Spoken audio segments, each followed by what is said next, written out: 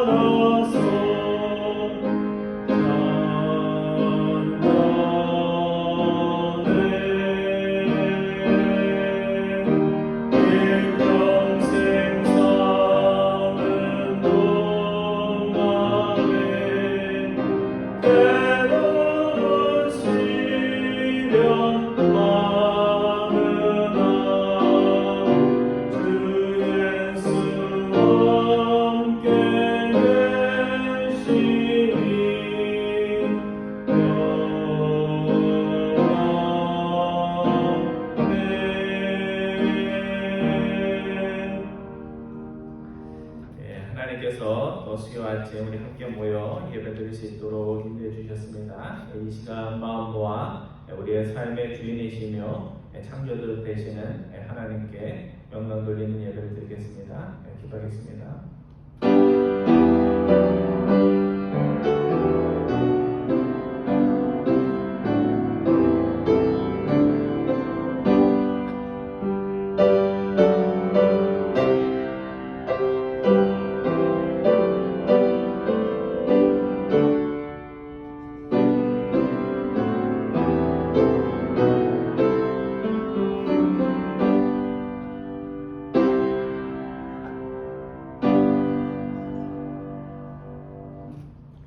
여호와 우리 주여, 주의 이름이 온 땅에 어찌 그리 아름다운지요. 주의 영광이 하늘을 덮었나이다.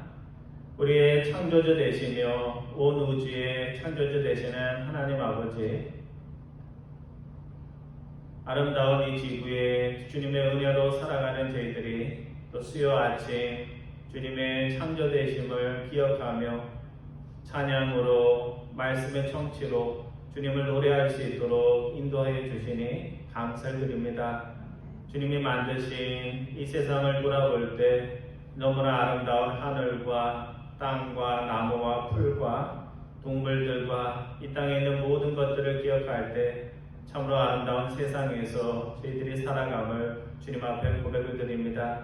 이 아름다운 곳에 살아가는 저희들의 마음이 주님이 창조하신 그 모습 그대로 아름다운 마음 되어서 창조의 피조물들을 저희들이 책임지는 피조물의 맏형과 같은 저희들이 선한 마음과 아름다운 마음으로 하나님이 만들어주신 아름다운 자연을 후손들에게까지 아름답게 보존하며 물려줄 수 있는 저희들 될 수 있도록 인도하여 주옵소서. 이 시간 소수의 무리들이 주님을 찬양하며 말씀 듣기 위해 이 자리에 모였습니다. 저희들의 예배를 통하여 큰 영광 받아주시며 저희에게 한없는 은혜로 함께하여 주옵소서. 감사드리오며 우리 주 예수 그리스도의 이름으로 기도드리옵나이다. 아멘. 예, 우리 다 같이 일어나셔서 찬양하겠습니다. 찬송가 17장입니다. 찬송가 17장, 우리 새 찬양만 나옵니다. 사랑의 하나님, 우리 찬양합니다. 죄송합니다. 17장이 아니고 79장입니다. 79장, 주 하나님 지으신 모든 세계 79장, 통일 찬송가로 40장입니다.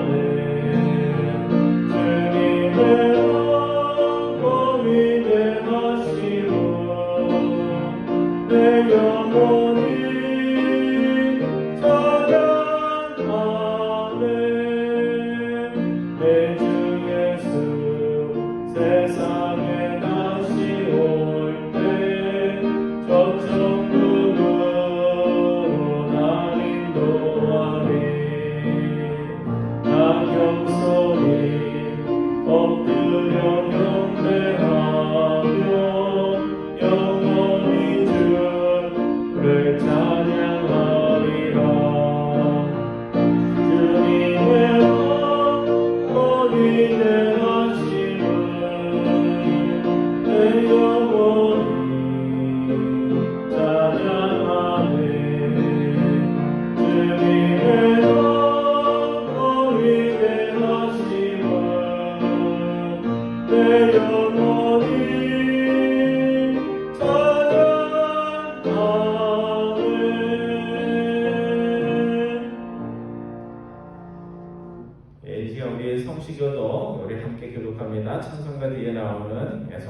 성시교독 46번입니다.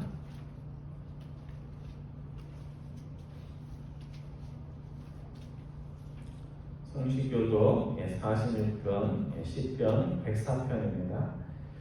내 영혼아 여호와를 송축하라. 여호와여 나의 하나님이여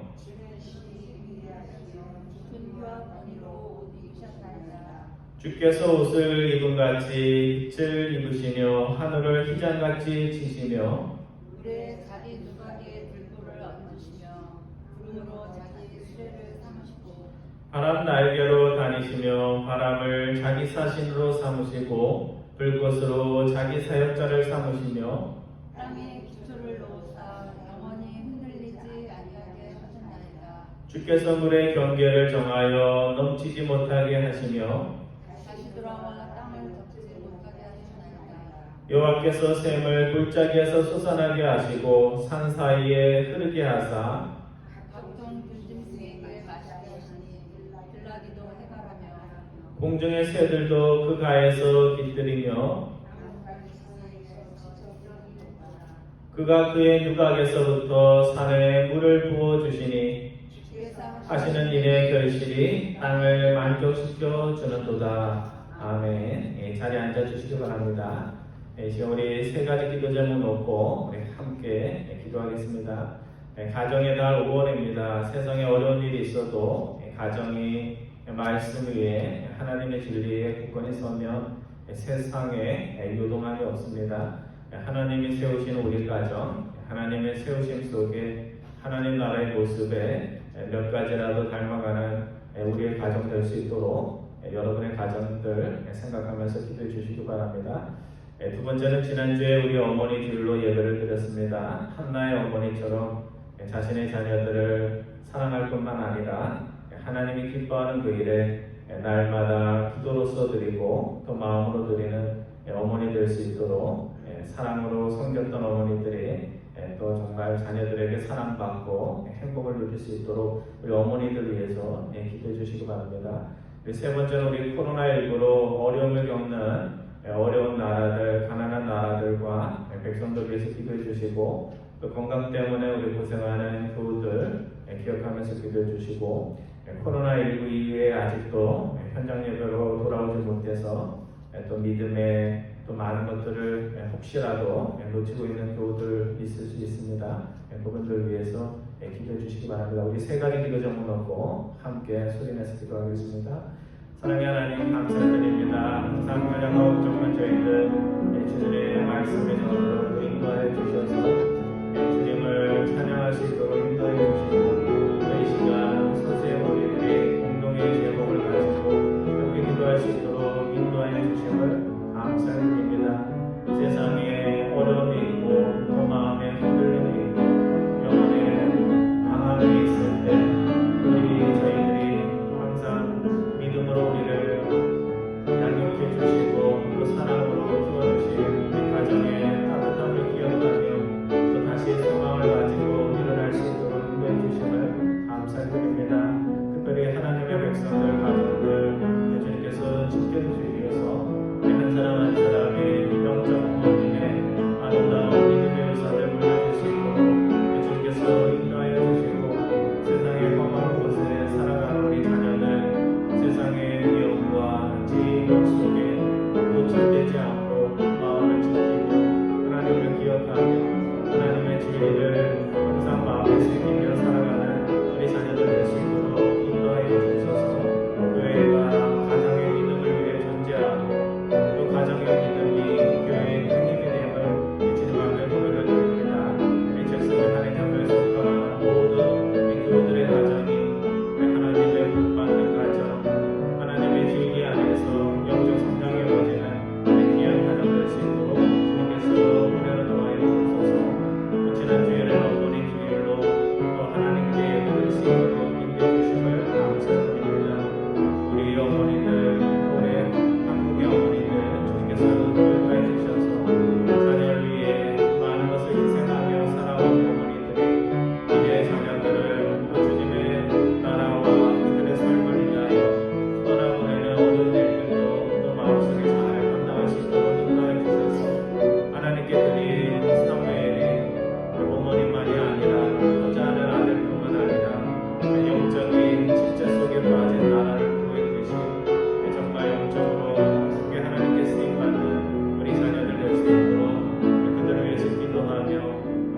마음속에서 그들의 미래를 위해 기도하는 어머니들 될 수 있도록 주님께서 은혜를 더하여 주옵소서. 심정 코로나19가 아직도 많은 나라에서 생명을 빼앗고 삶의 파탄을 가져오는 질병임을 저희들이 고백을 합니다.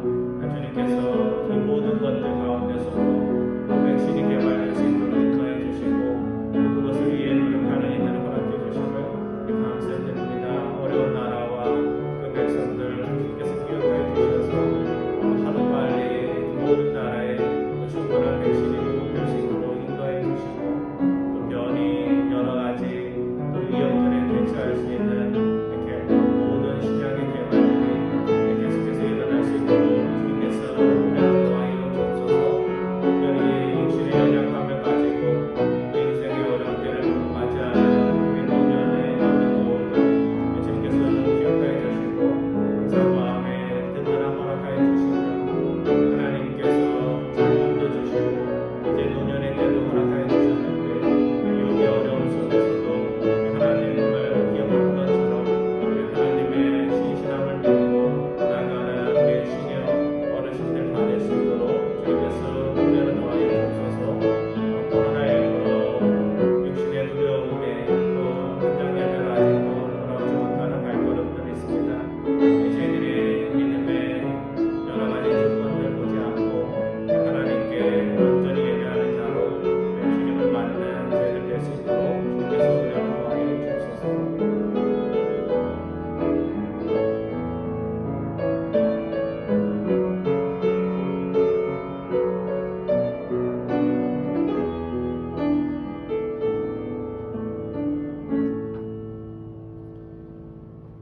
사랑의 하나님 감사를 드립니다. 항상 연약하고 부족하지만 주님의 말씀에 선포되는 또 교회 안에서 찬양하며 또 말씀의 진리로 새 용기를 얻을 수 있도록 인도해 주시니 감사를 드립니다. 혼탁한 세상 속에 저희들이 영적으로 어렵고 세상적으로 힘들 때 저희들이 피신할 수 있는 가정을 허락해 주심을 감사를 드립니다. 저희 교우들 가정들 하나님이 지키시는 가정, 하나님의 말씀 안에서 성장하는 가정, 항상 믿음으로 주님께 영광 돌리는 귀한 가정 될 수 있도록 인도하여 주옵소서. 지난 주일에는 어머니 주일로 또 예배 드릴 수 있도록 인도해 주심을 감사를 드립니다. 이 땅에 헌신과 수고로 지금까지 살아오신 모든 어머니들 주님의 은혜로 항상 기쁨으로 충만케 인도해 주시고 해나가 아들 사무엘을 육신적으로 사랑하면서도 하나님께 드린 것처럼 저희들이 항상 마음으로 하나님께 드리며 기도할 수 있는 기도의 어머니들 다 될 수 있도록 인도하여 주옵소서. 코로나19로 무질서해지고 또 어려워진 삶들이 있습니다. 주님께서 온전한 믿음의 자리로 다시 인도하여 주셔서 하나님께 영광 돌리는 귀한 믿음의 백성들 다 될 수 있도록 인도하여 주옵소서. 오늘부터 시작하는 창세기의 말씀을 통하여 하나님의 창조의 그 마음들을 기억하는 저희들 될 수 있도록 인도하여 주시기 원하오며 우리 주 예수 그리스도의 이름으로 기도드리옵나이다. 아멘. 오늘 하나님께서 저에게 주시는 말씀은 창세기 1장 말씀입니다.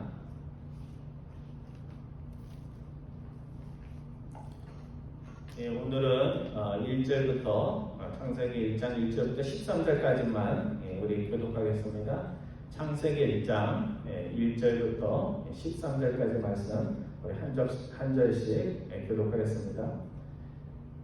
태초에 하나님이 천지를 창조하시니라. 땅이 혼돈하고 공허하며 흑암이 지붕에 있고 하나님의 영은 수면 위에 운행하시니라. 하나님이 이르시되 빛이 있으라 하시니 빛이 있었고 그 빛이 하나님의 빛과 어둠을 밝히시라. 하나님이 빛을 낮이라 부르시고 어둠을 밤이라 부르시니라. 저녁이 되고 아침이 되니 이는 첫째 날이라.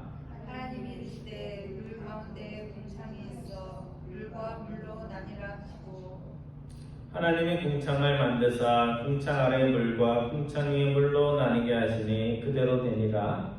하나님이 궁창을 하늘이라 부르시니라.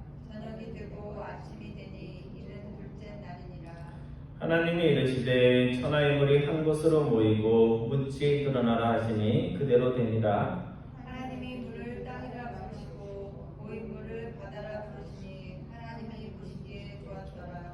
하나님이 이르시되 땅은 풀과 씨 맺는 채소와 각기 종류대로 씨 가진 열매 맺는 나무를 내라 하시니 그대로 되어 땅이 풀과 각기 종류대로 씨 맺는 채소와 각기 종류대로 씨 가진 열매 맺는 나무를 내니 하나님이 보시기에 좋았더라. 13절 말씀 같이 보겠습니다.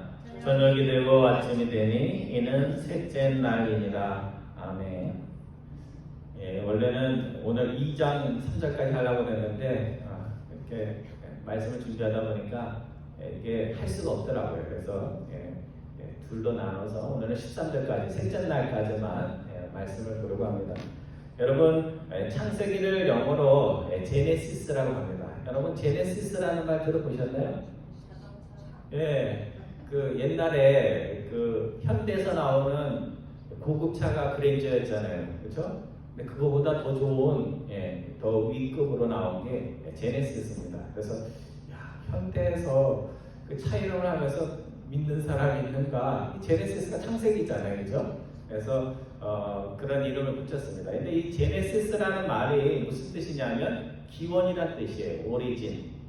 그래서 만물의 어떤 유래 그런 것을 뜻할 때 제네시스라는 말을 합니다. 그래서 입양되었던 자녀들이 어른이 되고 또 직장도 잘 얻고 가족이 있어도 자신의 친부모가 누구인지를 알고 싶어서 이렇게 고향 나라에 이렇게 고국에 방문하는 그런 자녀들이 있습니다. 우리 모두가 뭐 입양이 되었든 아니면 친부모에게서 태어났든 우리의 뿌리에 대해서 알고 싶은 마음이 있어요. 그렇죠? 그래서 나는 어디서 왔다가 어디로 갈 건가?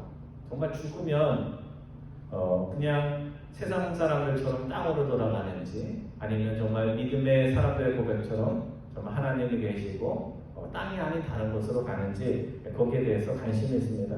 그래서 오늘 우리들도 성경 말씀을 통해서 내가 어디서 왔는지를 알 수가 있고 내 인생이 어디로 가는지를 알 수 있다면 우리가 세상 살면서 어려운 일이 있어도 또 혼돈의 때에 방향을 잃지 않고 인생이 무의미하다고 허탈해지지 않을 수가 있습니다. 여러분 인생에 어려움을 당할 때 이렇게 고생하다 가는구나 이렇게 생각하는 것과 하나님이 계셔서 이 고통 속에서도 나의 인생에 대한 목적과 의미가 있지 이렇게 생각하는 것은 많은 차이가 있습니다. 먼저 창세기 저자는 1절과 2절에서 세상은 저절로 뭐 어쩌지 하다 만들어진 것이 아니고 세상을 만드신 분이 누구라? 하나님이시라고 고백하고 있습니다. 그래서 창세기 1장 하면서 맨날 하는 얘기가 이제 우리 젊은이들, 대학생들 또 조금 배웠다는 분들이 이게 창조론이냐, 뭐 진보론이냐, 뭐 진화론이냐, 뭐 그런 얘기를 많이 하는데요. 창세기 1장은 사실은 과학책이 아니에요. 그러니까 과학에 관심 있는 것이 아니고 무슨 사이언스적인 것을 얘기하려고 하는 것이 아니라 우리의 하나님이신 그분이 만물을 지으셨을 뿐만 아니라 우리를 위해서 우주를 만드셨다는 것을 말씀하고 있습니다. 제가 1절 읽고 여러분들 2절 말씀 읽어주시기 바랍니다. 태초에 하나님이 천지를 창조하시니라. 땅이 혼돈하고 공허하며 흑암이 깊음 위에 있고 하나님의 영은 수면 위에 운행하시니라. 우리가 평생 발을 디디고 사는 이 땅과 날마다 아침이 되면 이렇게 바라보는 하늘 그것을 누가 만들었다고요? 하나님이 지으셨다. 이것이 신앙이 된 기본적인 고백입니다. 전에 한 100명 정도 탈 수 있는 낚싯배를 타고 딥시 피싱이라는 거를 오래전에 한번 가본 적이 있습니다. 여러분 해변에서 바다를 봐도 참 여러분들은 뭐 바닷가에 사니까 전혀 감각이 없는데요. 이 산만 보던 사람들이 바다를 보면 바다는 왜 이렇게 넓고 물은 왜 이렇게 많나 하는 그런 느낌을 받습니다.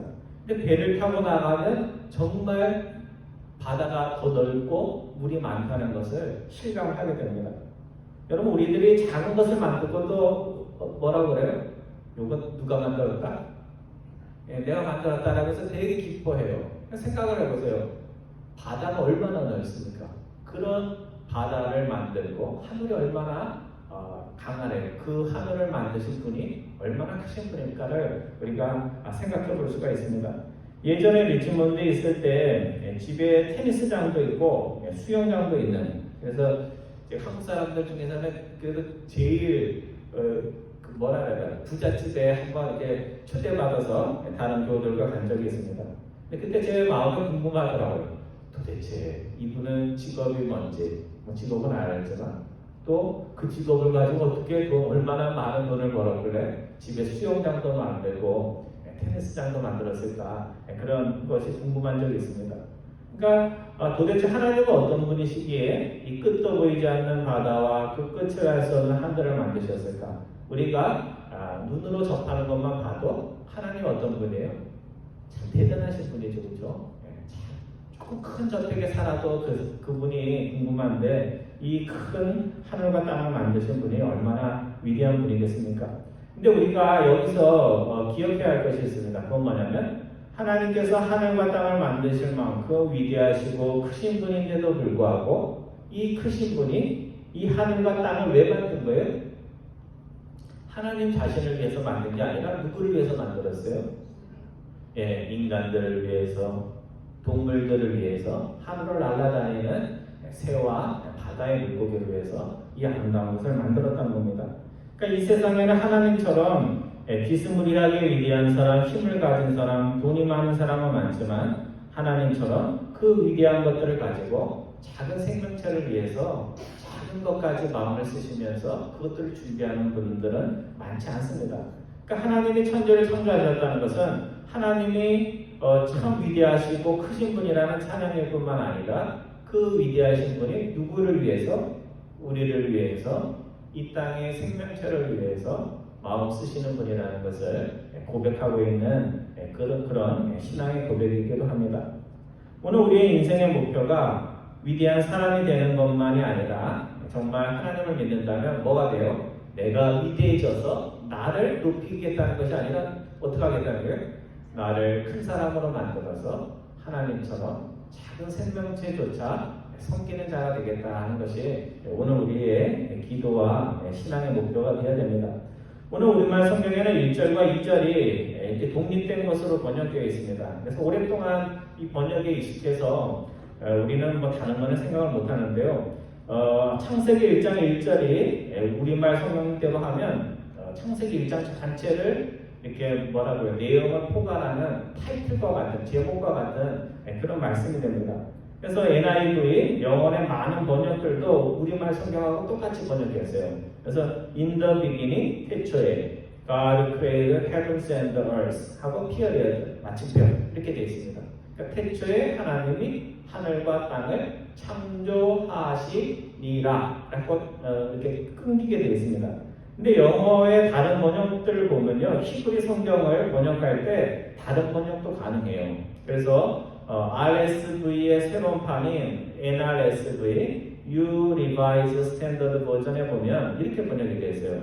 In the beginning, when이 들어갑니다. In the beginning, when God created the heavens and earth, the earth was formed void.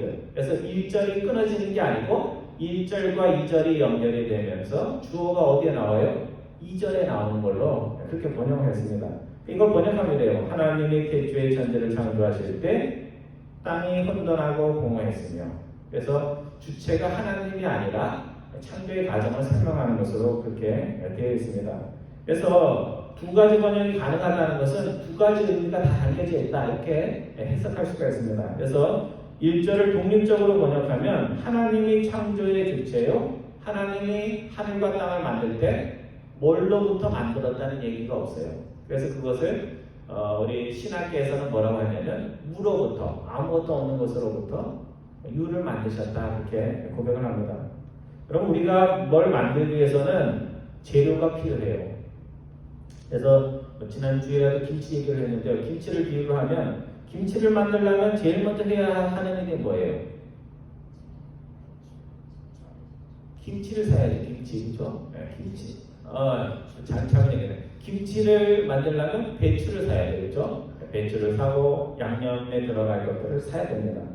그래서 아무리 김치를 잘 만드는 사람도 배추 없이 김치를 만들 수 있나요? 없어요. 김치를 만들려면 배추가 꼭 필요해요. 하지만 하나님은 비유로 하자면 배추가 없어도 뭘 만드실 수 있어요?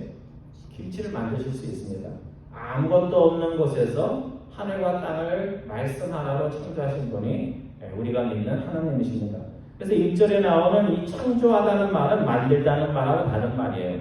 그래서 히브리어로는 바라라는 말인데 하나님이 주어가 돼서 주체가 되어서 뭘 만들 때 그때 사용하는 단어라고 합니다.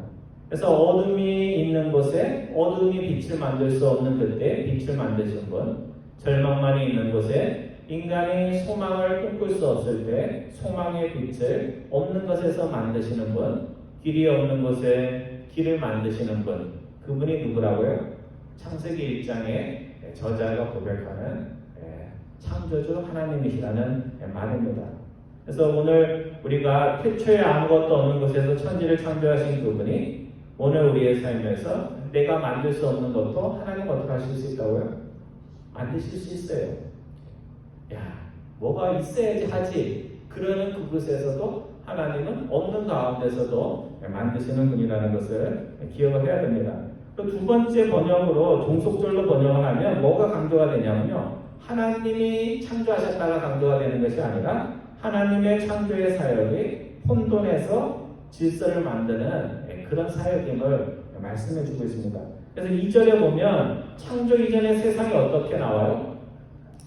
혼돈스럽고 세 가지 단어로 나오죠. 그 다음에 공허하고 그리고 흑암, 어둠이 깊었다 이렇게 표현하고 있습니다. 그래서 이 혼돈이라는 말을 영어 성경을 찾아보면요 뭘로 되어 있냐면 formless라고 되어 있어요. 그러니까 형체가 없는 모습이에요. 뭐가 있기는 있는데 형체가 없기 때문에 뭐 이게 이건지 저건지 알 수 없는 그런 겁니다. 그러니까 비유로 하면 밀가루 반죽과 같은 거예요. 밀가루 반죽이 있으면 이걸 가지고 쿠키를 만들지 밀가루 반죽을 가지고 국수를 만들지 알 수 없는 그런 형태입니다.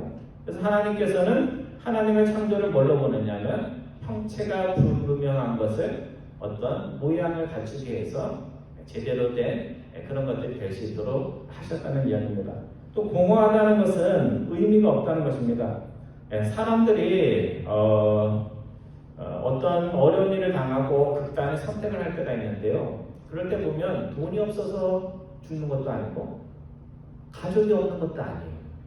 그리고 인생에 어떤 직장이 없어서 죽는 것도 아닙니다. 마지막에 자살하는 사람들이 자살의 길로 들어가는 것은 딱 이유가 하나예요. 더 이상 살 인생에 의미가 없다. 그래서 의미가 없어졌을 때 사람이 죽습니다. 여러분 가난하면 안 죽어요. 가난하면 더 살고 싶은 마음이 생기고요. 배고프면 나 이렇게 배고프게 살면 뭐하나 하고 죽는 게 아니고 배고픈 사람은 어떻게 해요?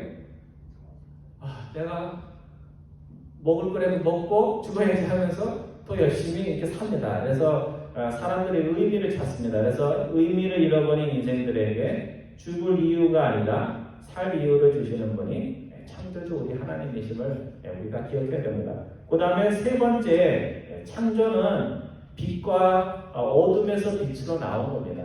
그래서 어둠 속에 있던 세상 속에 빛을 비추셔서 이런저런 것들을 만드셨다는 것을 알 수가 있습니다.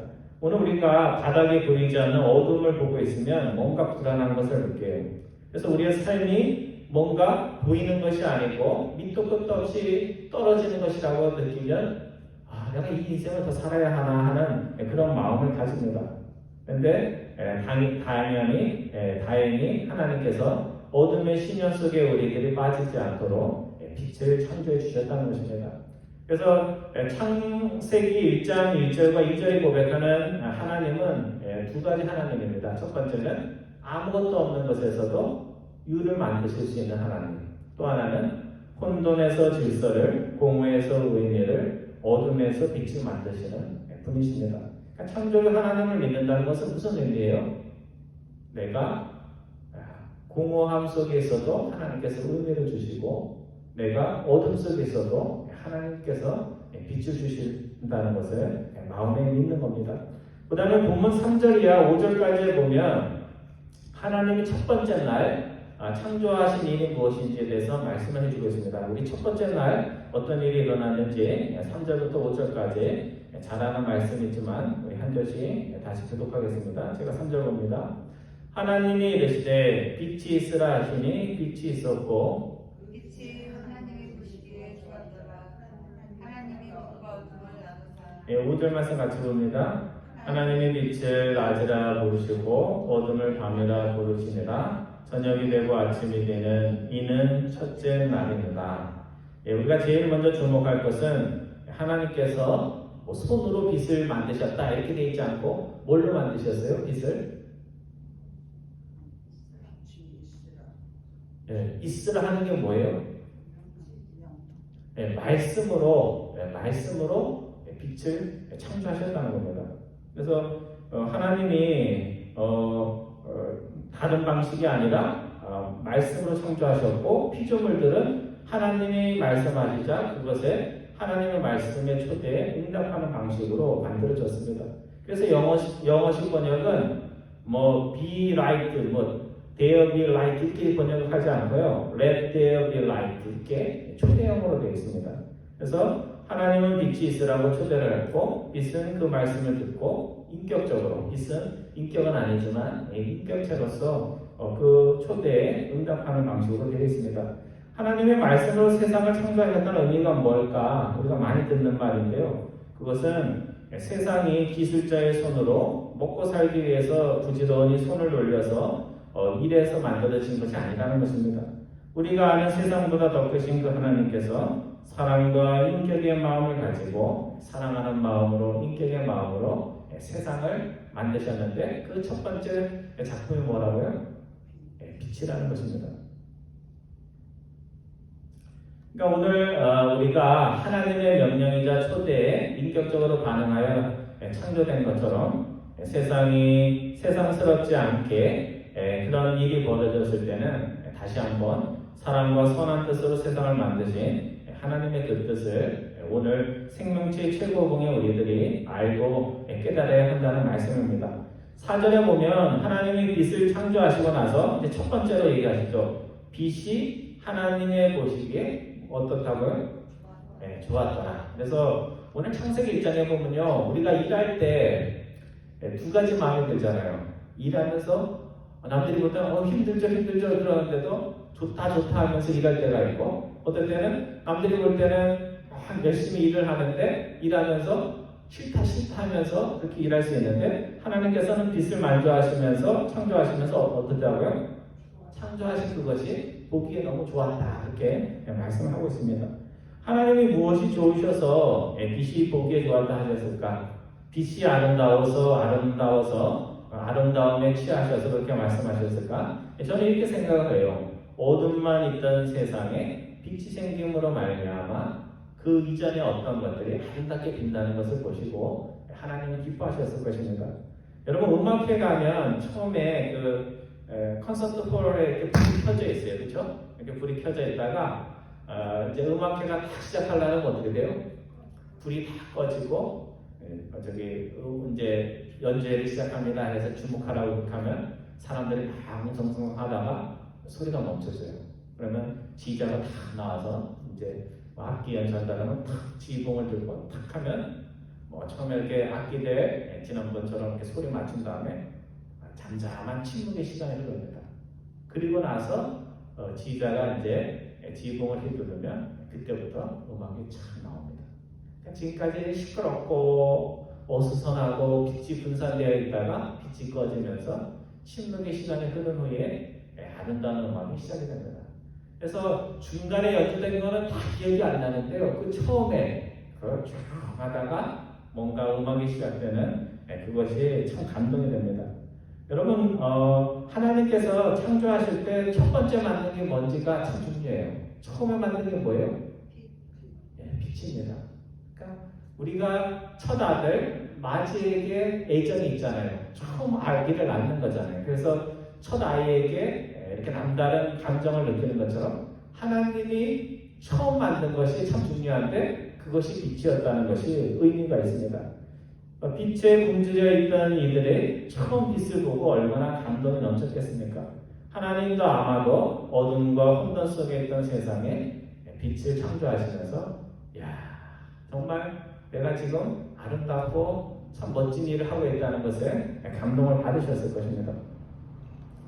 룻기에 보면 나오미가 세상 잘 살기 위해서 모압을 갔는데요. 그곳에서 남편도 잃고 두 아들도 잃었습니다.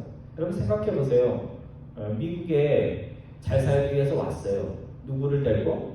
남편과 두 아들 데리고 왔습니다. 근데 뭔가 좀 처음에는 풀리는 것 같고 미국에서 잘 될 것 같은데 남편도 죽고 그리고 아들 둘도 어머니보다도 훨씬 나이가 어린 두 아들이 잃었어요. 그리고 할 수 없이 어디로 가요? 다시 자신이 왔던 고향으로 돌아가게 됩니다. 그러니까 마음이 어땠을까요? 뭐래도 좀 잘하는 거 가지고 미국에 가서 내가 이런 일을 하고 우리 아들은 뭐 이렇게 되고 뭐 우리 남편은 이렇게 되고 뭐 이렇게 자랑하고 싶은데 자랑할 게 하나도 없고 돌아가도 이제는 가진 것이 없기 때문에 삶이 비참할 거라는 걸 압니다. 그래서 이 나오미가 자신의 이름이 영어로 번역하면 조이예요. 조이.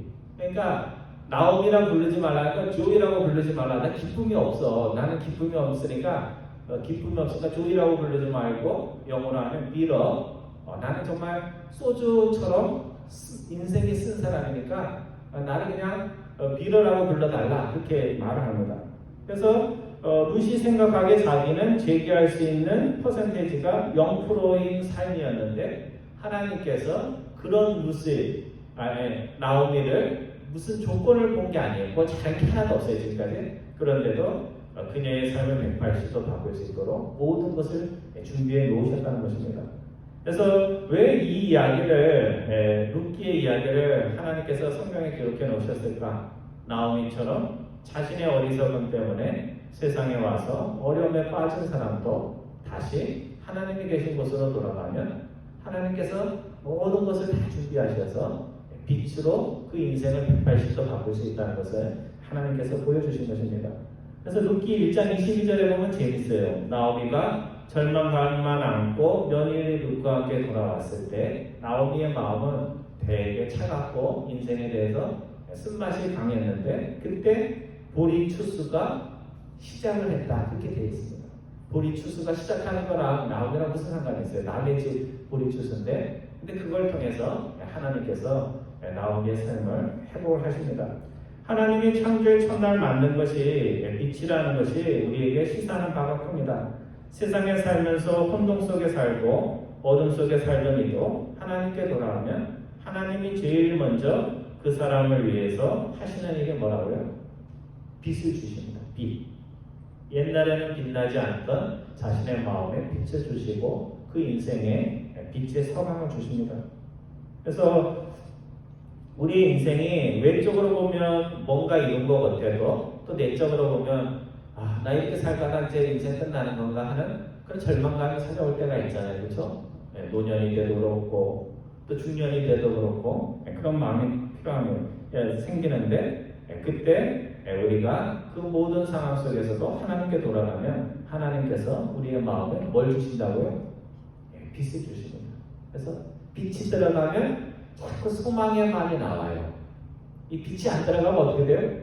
이래서 못 살겠고 저래서 못 살겠고 이래서 안 될 거 없고 저래서 안 될 거 없는데 빛이 들어가면 모든 게 바뀌어요. 이래서 요건 이렇게 풀릴 거고 요거는 저래서 해결될 것이라는 마음이 생깁니다. 오늘 본문 6절 이하 8절까지 보면요 하나님이 두 번째 날 하신 일들이 기록되어 있습니다. 6절부터 8절까지 말씀 우리 한 절씩 기록합니다. 제가 6절 보고 여러분 7절과 8절 봐주시기 바랍니다. 하나님이 이르시되 물 가운데 궁창이 있어 물과 물로 나뉘라 하시고 하나님이 궁창을 만드사 궁창 아래 물과 궁창 위에 물로 나뉘게 하시니 그대로 되니라. 8절 다시 봅니다. 하나님의 궁창을 하늘이라 부르시니라. 저녁이 되고 아침이 되니 이는 둘째 날이니라. 농사를 지어보면요 그 농부들이 굉장히 수고를 많이 합니다. 근데 농부들이 하나같이 고백하는 게 있어요. 그건 뭐냐면 수고는 내가 하지만 사실 밭에 곡물을 있게 하시는 분은 내가 아니고 하나님이라고 그 고백을 합니다. 여러분 잘 아시죠, 그죠? 뭐 채소밭 파는 거 해봐도 하늘에서 비 안 오면 뭐 돼요? 안 되죠. 또 햇빛도 안 비추도 또 안 되고. 그래서 결국은 수고도 많이 하지만 결국 하나님의 도우심이 필요합니다. 왜 하나님이 궁창을 만든 것인가를 우리가 좀 생각할 필요가 있습니다. 성경에 보면 궁창을 통해서 물이 갈렸다고 나와요. 그러니까 우리 생각으로는 잘 이해가 안 가는데요. 고대인들은 어떻게 생각하냐면 하늘에 이렇게 하늘이 있고 궁창이 있고 그 궁창 위에 물이 있다고 생각했어요. 그래서 비는 어디서 온다고 생각한 거예요? 궁창 위에 있는 물에서 문을 열면 하늘에서 물이 떨어져서 그 물이 떨어져서 비가 온다 이렇게 생각했던 것입니다. 그래서 신명기에 보면 언약의 백성들이 하나님의 말씀에 청종하고 하나님을 사랑하면 하나님께서 하늘문을 열어서 비를 내려주셔서 밭의 곡물들, 포도원들이 잘 될 수 있도록 그렇게 도와주시겠다고 되어 있습니다. 근데 만약에 거꾸로 언약의 백성들이 하나님을 잊어버리고 불순종한 삶을 살면 하늘은 녹과 같이 뜨거워질 것이요 땅은 철과 같이 뜨거워질 것이라고 그렇게 경고하고 있습니다. 그래서 곡물에서 단비가 내려야 할 그 비 대신에 티끌과 모래가 너희의 땅에 내려 너희가 마침내 멸망할 것이라고 말씀합니다. 그래서 저는 그 얘기를 들으면서 하나님께서 신명기에서 항상 얘기를 하시고 계시구나. 하늘에서 모래가 떨어진다는 것 요즘 떨어지고 있잖아요. 그래서 지구가 망가지면 그런 일들이 생길 수 있습니다. 그래서 하나님께서 궁창을 만드신 둘째 날에 궁창을 만드신 이유가 있는데 그거는 이런 의미입니다. 우리가 언제 어디서든지 하나님의 복을 받을 수 있는 보물 창고가 어디에 있는 거예요? 우리 머리 위에 있는 거예요. 바로 위에. 막 찾아갈 필요가 없어요. 우리의 머리 위에 뭐가 있어요? 하나님의 보물 창고가 있는 것입니다.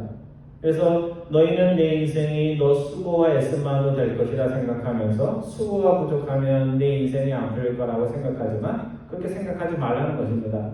내가 어디에 있든지 내가 하늘의 보고를 열면 하늘에서 비가 내리듯이 나의 복이 너희의 인생에 임할 것을 기억하라는 말씀입니다. 오늘 저와 여러분들이 이런 하나님의 선하심에 대한 그런 확신이 있기를 바랍니다. 그래서 내 인생에 뭐 풀리지 않는 문제들이 있어도 하나님이 하늘의 복을 어디에? 내 머리 바로 위에. 그래서 내가 그 비를 내릴 수는 없어도 하나님이 문만 열면 내 인생에 복이 올 수 있다는 것을 마음에 확신할 수 있기를 바랍니다. 마지막으로 본문 9절 이하 13절에 보면 하나님이 세 번째 날에 하신 일들이 기록이 되어 있습니다. 셋째 날에는 하나님이 많은 일을 하셨어요. 그래서 선하다는 말이 두 번이나, 보기에 좋았다는 말이 두 번이나 나옵니다. 9절부터 13절까지 제가 9절 읽고 여러분들은 10절, 그래서 13절까지 봅니다.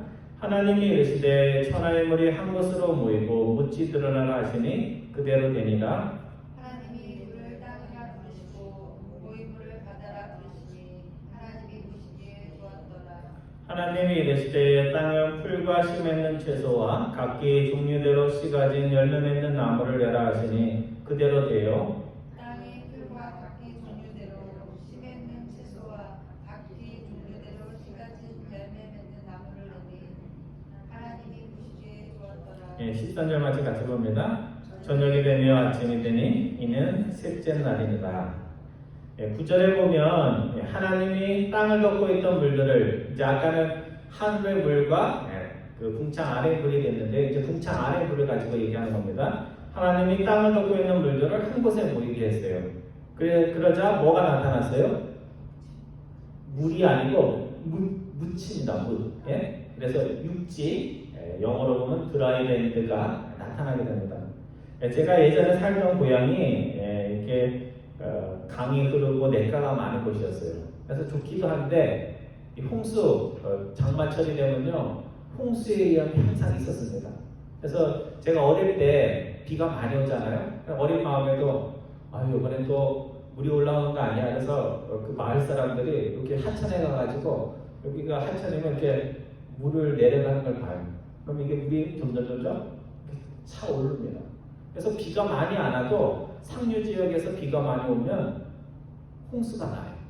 그래가지고 비 오면 좋아하는 게 아니라 비 오면 또 홍수 나는 거 아니야 하면서 그런 것들을 경험하고 살았습니다. 제가 몇4에 있을 때 국민학교 학생이었는데 그때 어머니와 함께 피난 가듯이 그 수해를 피해서 언덕에 있는 집이었는데도 저기 피신을 간 적이 있습니다. 그래서 물이 들어오는데 어디까지 들어왔냐면 부엌에까지 들어왔어요. 여러분 아시죠? 옛날 집들 부엌보다 그 방이 더 높아요. 부엌은 좀 낮고. 그래서 거기에 자랑해가지고 꽃다리 싸가지고 저희 어머님이 저를 데리고 이렇게 피난을 갔던 것이 기억이 납니다. 오늘 우리가 사는 세상에 드라이랜드, 물이 없는 마른 땅이 있다는 것이 얼마나 감사한 일인지 모릅니다. 많은 기후학자들이 이제 빙하가 녹으면 해수면이 올라와가지고 이렇게 플로리다처럼 이 바다 근처에 있는 낮은 땅들은 다 물에 잠길 거다. 뭐 그런 예측을 하는 사람들도 있습니다. 그게 진짜가 될지 안 될지는 모르지만 그런 말들을 합니다. 지난번에 우리 권사님들하고 우리가 갔던 그 공원에 가면요, 그 돌제방이 있잖아요, 그렇죠? 돌제방이 있는데 그날은 굉장히 파도가 얌전했던 겁니다. 제가 한번 갔을 때는요, 그 끝에서 이제 이렇게 낚시를 하는데 파도가 와가지고 계속 바지가 젖어가지고 그 가까이 있을 수 없는데 파도가 밀려오는데 쉴 새 없이 밀려오더라고요. 그래서 제가 그거 보면서 야, 파도가 저 정도로 요 해변에서 와서 그렇지 그 넘실거리는 바다가 육지를 덮친다고 생각하면 참 육지에 살 수가 없겠구나 하는 그런 생각을 해보았습니다. 욥기 38장에 보면 하나님이 욥에게 나타나셔서 욥이 불평하는 것에 대해서 이렇게 징계를 하시면서 이렇게 말씀하십니다. 그때 바다에 대해서 이렇게 말씀합니다. 욥아, 바다가 그 모태에서 터져 나올 때 문으로 그것을 가둔 자가 누군지 아느냐? 바다에게 이르기를 내가 여기까지 오고 더 넘어가지 못하리니 내 높은 파도가 여기서 그치지라 하였노라. 그러니까 이 파도가 바다가 드라이랜드 육지를 덮을 수 있는데 누가 그것을 막아주셨다고요? 하나님께 막아주셨다는 겁니다. 그래서 모태에서 터져 나오잖아요. 모태에서 터져 나오는 것처럼 바닷물이 그 땅속 깊은 곳에서 물을 뿜어서 육지를 덮을 수 있는데 그것을 한계를 막아서 경계를 막아서 막아주신 분이 하나님이라는 말씀입니다. 오늘 우리가 인생을 살다 보면 하나님이 보호해 주셔서 잔잔한 바다 같은 그런 삶이 있는가 하면 어떨 때는 바다의 높은 파도가 나를 삼킬 듯이 입을 벌리고 이렇게 넘치넘치 올 때가 있습니다. 그래서 그걸 보고 있으면 저 위험이 막히지 않고 계속 오면 나는 저 파도에 쓸려서 죽겠다 싶은 그런 인생의 위기가 있어요, 없어요? 있어요. 여러분들 자식 키우면서 그런 일이 왜 없습니까? 그런 일들이 있죠. 그래서 저놈이 더 나 가까이 와서 나를 삼키면 나는 죽겠구나 하는 그런 순간이 있습니다. 그런데 하나님께서 그때 딱 나타나셔서 바다에게 꾸짖는 거죠. 너가 갈 곳은 여기, 더 이상은 가지 말라 그렇게 말씀을 하십니다. 성도 여러분, 우리가 고백하듯이 하루하루 사는 것이 기적이요 하나님의 선물입니다. 여러분, 지난번에 보니까요, 3분이 돌아가실 뻔했어요. 이렇게 얘기하면 좀 그렇지만 정말 위험한 위기들을 넘겼습니다. 그래서 우리 뉴스 친구 하나, 우리 장로님 한 분, 또 일하시던 장로님, 그래서 3분이 참 위험했습니다. 그래서 우리의 삶에 보면 3분뿐만 아니라 곳곳에 위험들이 도사리고 있어요. 근데 우리가 모를 뿐이죠. 위험이 왔다가 지나갔다는 것만 알 뿐이지 위험이 도처에 널려져 있습니다. 교통사고의 위험, 건강의 위험, 미움으로 가득 차서 공격하려는 사람들의 위험, 누가 언제 어떤 일로 총을 가지고 쏠지 모르는 위험. 그래서 우리가 살 수 있는 마른 땅을 주시기 위해서 하나님께서 그 위험한 바다를 한 곳으로 모으시고 또 마른 땅에 인간과 짐승에게 먹을 것을 주시기 위해서 풀과 채소와 나무를 허락해 주셨다는 것을 오늘 우리들이 기억하면서 하나님의 은혜로 살고 있다는 것을 항상 마음에 새겨듭니다. 요즘 보면 지구가 멸망할 때를 대비하기 위해서 사람이 살 수 있는 다른 행성이 있나 그거를 찾는 사람들이 있어요. 여러분 비행기 하나 띄우는데도 돈이 엄청나게 들지만요, 그 우주선 하나 띄우려면 돈이 얼마나 되는지 몰라요. 그래서 그 사람들이 어리석다는 얘기를 하는 건 아니에요. 그래서 사람들이 이 지구 좋은 데를 내두고 물 한 방울 없는 화성 이것을 최고의 예비 후보로 뽑고 있습니다. 인간들이 싸우다가 핵무기로 지구가 날아가면 몇 사람이라도 거기에 가가지고 새로운 지구를 만들겠다 그렇게 생각하는 것 같습니다. 근데 아무리 찾아가도 이 화성조차도 인간이 살 데가 못 돼요. 온도가 얼마큼 내려가느냐면 섭씨 140도까지 내려가요. 여러분 140도까지 내려가면 어떻게 될까요? 얼어 죽죠. 살 수가 없어요. 따뜻할 때는 20도까지 올라가고 추울 때는 140도까지 내려간다고 합니다. 중력이 지구의 40%밖에 안 돼요. 중력이 없다는 것은 사람이 이렇게 서 있으면 가만히 있어야 되는데 둥둥둥 떠다닌다는 거예요. 그래서 이 중력이 약하면 사람의 근육이나 몸에 좋지 않다고 합니다. 또 사람이 살기 위해서는 산소가 있어야 되는데 중력이 있어서 산소를 잡아 당겨야 되는데 공기도 그렇게 가지고 거기서 살려면 어떻게 해야 될 것 같아요? 유리관을 씌우고 거기에다 물을 갖다 대고 공기를 넣고 그것도 시험관 아기처럼 그 안에서 살아야 될 것입니다. 점점 기술이 발전하니까 더 다른 방법들이 있겠지만 제가 그걸 보면서 그 화성에 가서 살 돈이면 이 지구에서 살면서 지구를 잘 보존해서 사는 것이 훨씬 경제적이고 좋은 거겠다 이런 생각을 해봤습니다. 그래서 오늘 하나님의 백성들은 지구가 멸망했을 때, 파괴됐을 때 살 수 있는 곳을 고르기보다는 하나님이 정말 정성을 다해서 아름다운 마음으로 지어준 이 지구를 망가뜨리지 않고 우리가 잘 보존해서 후손들에게 물려줄 것을 우리가 마음에 가져야 됩니다. 저는 지구의 생존의 가장 큰 위협은 기후 문제가 아니라고 생각해요. 지구의 가장 위험한 존재가 누굴까요? 사람입니다. 사람. 우리들. 그래서 우리가 그 지구에서 오래오래 살기 위해서는요, 결국은 돈으로 될 문제가 아니고 인류의 마음속에 있는 혼돈과 미움과 증오 이런 문제들이 해결될 때 우리가 살고 있는 이곳이 자사손손 우리가 물려줄 것입니다. 지금 인류는 바벨탑을 쌓았던 그 인간들처럼 힘이 엄청납니다. 왜 힘이 엄청나냐면 옛날에는 인류가 지구를 망가뜨릴 수가 없었어요. 아무리 전쟁을 해도 지구가 멸망하진 않습니다. 근데 지금은 인류에게 뭐가 있어요? 핵무기가 있어요. 핵무기가 있어서 인간들이 미움 가지고 싸우게 되면 지구가 수백 번은 파괴될 수 있는 그런 힘을 인간이 스스로 가지게 됐습니다. 그래서 오늘 우리가 살고 있는데요. 우리는 편안하게 잠을 자고 있지만 사실은 어디 옆에서 자고 있는데요? 폭탄이 막 쌓여져 있는 무기고 옆에서 지금 쿨쿨 자고 있는 거예요. 하나님이 지켜주시니까 안전한 거지만 하나님이 없다고 생각하고 인간들이 싸운다고 생각하면 그 폭탄들이 터진다고 하면 지구는 수백 번 날아갈 수 있는 그런 위기 속에 살고 있습니다. 사람들의 마음을 혼돈과 공허와 어둠에서 건지는 그 일이 바로 우리가 사는 이 아름다운 지구를 건지는 일과 직결되어 있다는 것을 오늘 우리들이 기억을 해야 됩니다. 오늘 하나님의 백성들이 아름다운 하늘과 땅에 감사하면서 이를 보존하는 일에 열심을 가진 여러분과 저 되기를 주님의 이름으로 축원드립니다. 기도하겠습니다.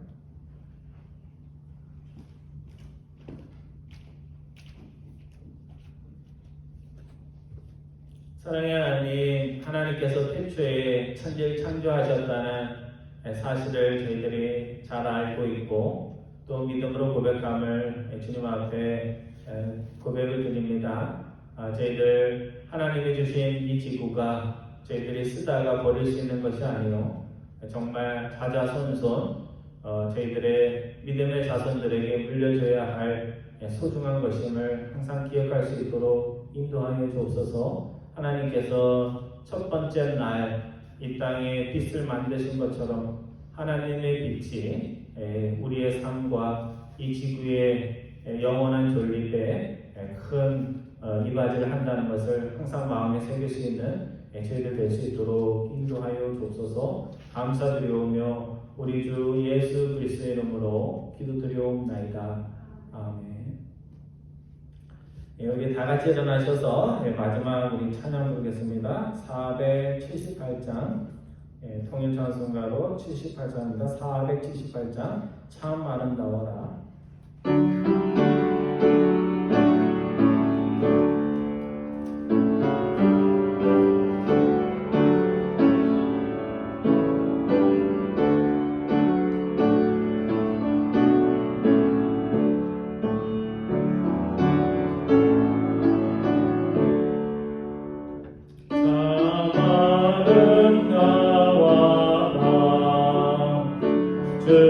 주님의 세계는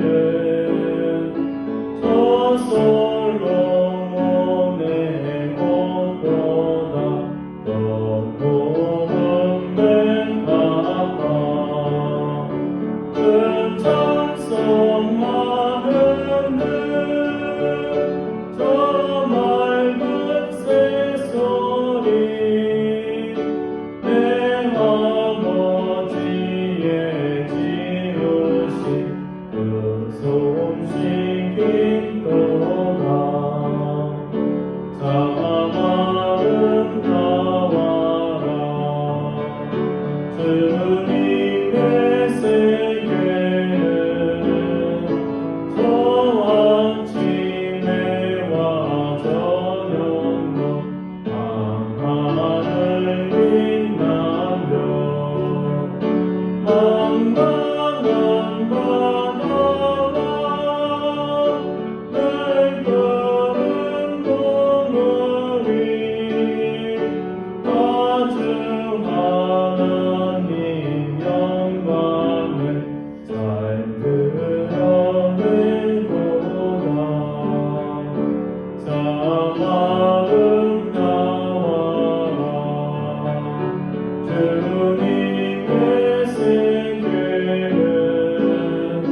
저 산에 부는 바람과 잔잔한 시냇물 그 소리 가운데 주 음성 들리니 주 하나님의 큰 뜻을 난 알겠다도다.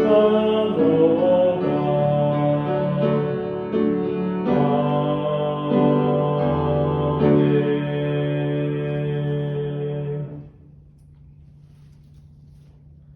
이제는 우리 주 예수 그리스도의 은혜와 하나님 아버지의 극진하신 사랑하심과 성령님의 능력 부어 주심이 오늘 창세기 1장의 말씀을 통하여 위대하신 하나님께서 하늘과 땅을 지으시면서 생명체를 마음에 담아 그들을 위하여 세세한 부분까지 창조하신 그 아름다운 마음을 기억하기에 하나님이 주신 이 하늘과 땅을 소중히 여기며 자자손손 믿음의 자손들에게 물려주기를 마음에 다짐하는 사랑하는 하나님의 백성들 위해 지금으로부터 영원토록 함께 하시기를 축원하옵나이다.